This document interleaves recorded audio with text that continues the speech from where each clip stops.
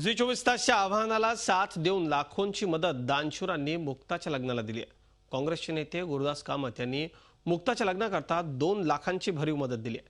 काही दिवसांपूर्वीच लग्नाच्या साहित्यासह मुक्ताचं अख्खं घर जळालं होतं।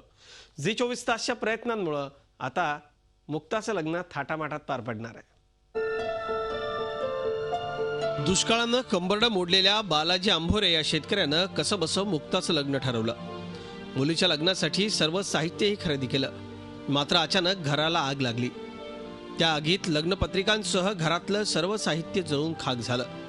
आंभोरे कुटुंबाचं सारं अवसानच गळून पडलं। आता मुलीचं लग्न करायचं कसं असा प्रश्न त्यांच्या समोर होता। मात्र या कठीण काळात झी 24 तास आंभोरे कुटुंबाच्या मागे उभं राहिलं।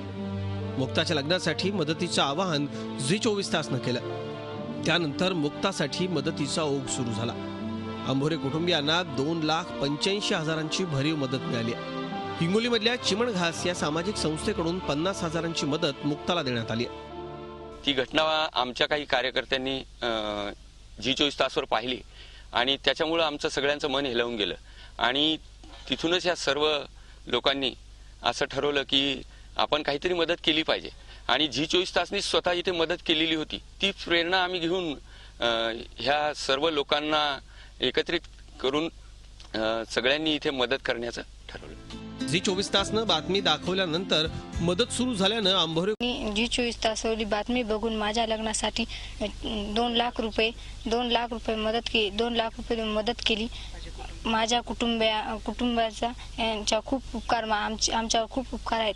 यांचे जन्मभर मी उपकार विसरू शकणार नाही। तिचे लग्न मोडणार होतं, पैसे नसल्यामुळे काही नुकसान झाली, घर जळालं म्हणून झी 24 आपल्याला मदत केली।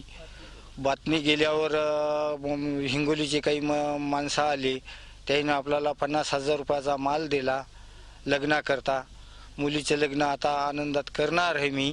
बालाजी आंभोरेंच्या मुलीचं लग्न थाटामाटात करण्याचं स्वप्न झी 24 तासमुळे साकार होणार आहे। मुक्ताला कन्यादान रूपी मदत मिळाल्यानं समाजात आजही माणुसकी जिवंत असल्याचंच दिसतंय। Gajanan Deshmukh, Zee media, Hingoli. Zee 24 तास रहा एक पाऊल पुढे।